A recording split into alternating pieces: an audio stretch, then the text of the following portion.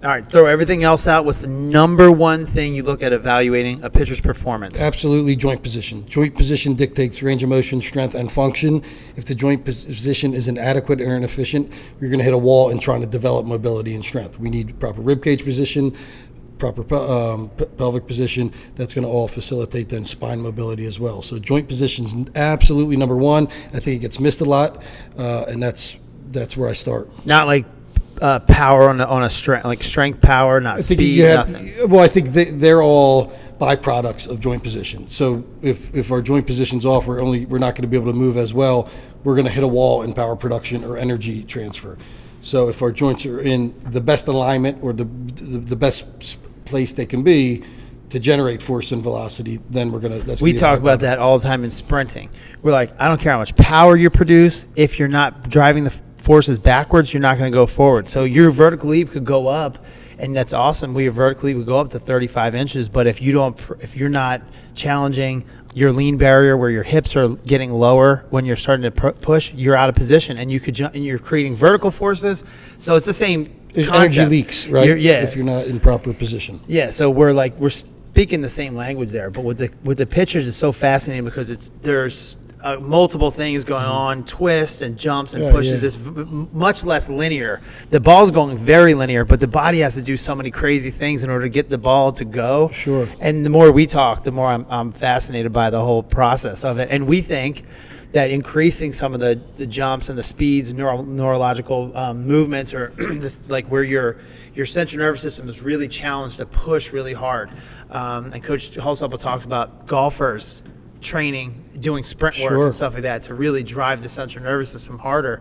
Well, think of throwing a baseball, pitching. It is a fast burst of energy, and we should train with fast bursts of energy and be as quick and powerful as we can in bursts. That's why, again, like long distance running is a time of it's not used anymore in pitching, right? They do a lot of sprint work to keep them conditioned, but also I think to optimize your central nervous system. Well, there's these electrical impulses that have to come out of your brain, and if it's like a low dose of energy, it's going to shoot a low impulse out to a muscle, which isn't going to pull very quickly or hard. Sure. So it has to be these hard hits that are coming from your brain, and those things become important with a pitcher that's got to throw a ball 100 miles an hour to strike somebody out anymore. These batters are getting good, these pitchers are getting good. So the competitive, isn't that so? We think about that. The better the pitcher gets, the batters are getting better, so the averages are staying the same because they're both getting better at the same time. Absolutely. If one got better than the other, then it would be over, right? We had pro day the other day at BPC, and we had a bunch of guys living 94 to 96. Like, that's gas. Average fastball in the majors was 93. Gas. 5 years ago, they're all signed, throwing that hard. Now, these guys, you got to hit 7. Like, if you're not signed, the scouts are looking for 7 to 9. That's where you're grabbing an eye. A 4 to 6, you're if you're under 4, but they're like that's literally within 5 years. So wow. I can't even wait to see. Soon it's gonna be like, if you're not touching 100 in a bullpen, we're not even gonna look at you, right? Yeah. It's kind of nuts. And if you think, which even crazier is like the average fastball is still only 93, but if you're trying to get signed, they're trying to sign that 97 plus guy. How hard is that on your elbow and your shoulder to throw a ball that much? What does that do to your body? It puts a ton of stress. Like we definitely know that.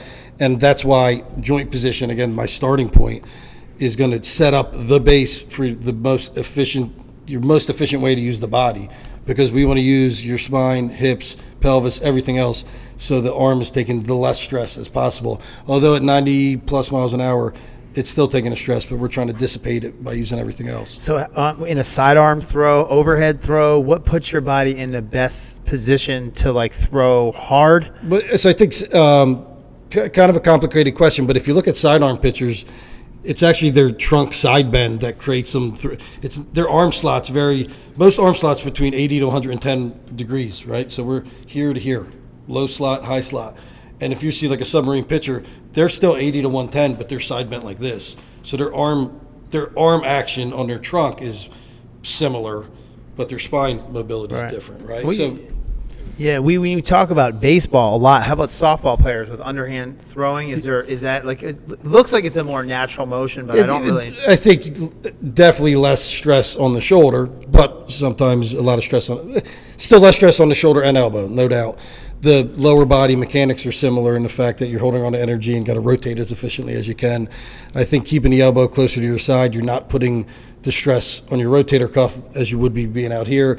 You're not putting the valgus stress on your UCL because you're staying closed inside. You're putting stress on your bicep. You're putting stress on your still your supinator pronators, but those structures I think it seems more resilient. And the UCL, if you looked at a cadaver of a UCL, you could literally break it with your hands, right? Like it's not a strong ligament, and so when you're going through valgus stress and then varus torque at the end range, like that ligament's taking a beating. So we need the rest of the body to be as efficient, moving not as strong necessarily, but move as efficient as possible, so the elbow doesn't take on too much stress. And it's hard. It's an aggressive sport. It's a challenging. No, I read that it was at one point that the fastest pitch ever thrown was underhand. I'm not sure. And it was this guy that did it. I guess he threw 110 or whatever it was, and it was an underhand throw. And I didn't believe it until I watched the guy throw it. And I wonder if how come people don't throw underhand? Right. Throw faster on. Maybe it's too predictable. I don't know. That's amazing. I don't know. What's the difference? Tall throwers, short throwers. So